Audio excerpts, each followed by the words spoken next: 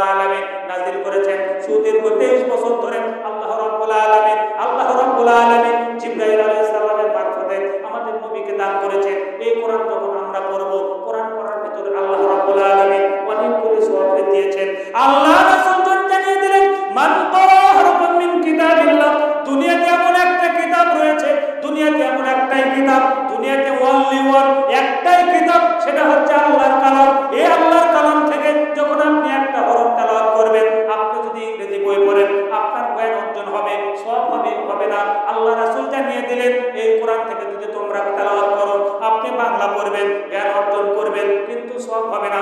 আপনি অঙ্ক করবেন, বীজগণিত করবেন, পাটিগণিত করবেন, আপনি গ্রামার করবেন, আপনি কি বলেন মানে বায়োলজি পড়েন, আপনি দুনিয়াতে যত বই পুস্তক রয়েছে, দুনিয়াতে চলতে গিয়ে এটা আপনার প্রয়োজন রয়েছে, দুনিয়াতে চলতে গিয়ে এটা আপনার প্রয়োজন রয়েছে, এই জ্ঞান অর্জন করতে পারেন, এটা কিন্তু না জায়েজ না, এই জ্ঞান আপনাকে অর্জন করতে হবে। কিন্তু এখান থেকে যদি আপনি পড়াশোনা শুরু করেন, এখান থেকে যদি আপনি তেলাওয়াত করেন, তার মানে যদি আপনি পড়েন, আপনি কবিতা পড়ছেন, একটা কবিতা মুখস্থ করছেন, আপনি গদ্য পড়ছেন, আপনি গল্প পড়ছেন, আপনি যত বই পুস্তক পড়েন সব হবে।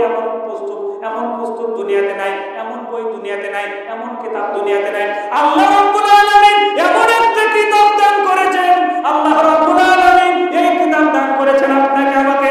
আল্লাহ রাব্বুল আলামিন মায়া করে মহব্বত করে ভালোবেসে এই কোরআনটা আপনাকে আমাকে দান করেছেন, যে কিতাব ইতিপূর্বে আর কাউকে দেওয়া হয় না। পবিত্র কোরআন আল্লাহ রাব্বুল আলামিন আপনাকে আমাকে দান করেছেন। এই কিতাব থেকে যখন আপনি একটা হরফ পড়বেন, আল্লাহ রাসূল জানিয়ে দিলেন, মান ক্বারা হারফান মিন কিতাবিল্লাহ, আল্লাহর কালাম থেকে, কোরআন থেকে যে ব্যক্তি একটা হরফ তেলাওয়াত করবে, কয়টা হরফ? ওয়াল্লি ওয়াল একটা হরফ তেলাওয়াত করবে, ফালাহু হাসানাহ, আল্লাহ রাব্বুল আলামিন ওই ব্যক্তিকে একটা হাসানা দান করবেন, ওই ব্যক্তিকে একটা সওয়াব দান করবেন, ওই ব্যক্তিকে একটা নেকি দান করবেন। আল্লাহ রাসূল জানিয়ে দিলেন, একটা হরফ কেউ যদি, ও আমার মা বোনেরা, ও আমার দিনী ভাইয়েরা, আমি আপনাদেরকে উদাত্ত আহ্বান করছি, যে কোরআন আল্লাহ রাব্বুল আলামিন দুনিয়াতে আপনাকে আমাকে গাইড বুক হিসেবে দিয়েছেন, যেটা হচ্ছে মানুষের জন্য হেদায়েতের একটা পথ, যেটা হচ্ছে আল্লাহ রাব্বুল আলামিন হুদাল লিন্নাস, মানুষের জন্য হেদায়েতের জন্য যে কিতাব আল্লাহ রাব্বুল আলামিন দিয়েছেন, এই কিতাব থেকে আপনি যদি একটা হরফ তেলাওয়াত করেন, আল্লাহ রাসূল জানিয়ে দিলেন, ফালাহু হাসানাহ, ফালাহু আশরু আমসালিহা, আল্লাহ রাব্বুল আলামিন ওই ব্যক্তিকে একটা হরফ তেলাওয়াত করার জন্য 10টা নেকি দান করবে। বলুন সুবহানাল্লাহ।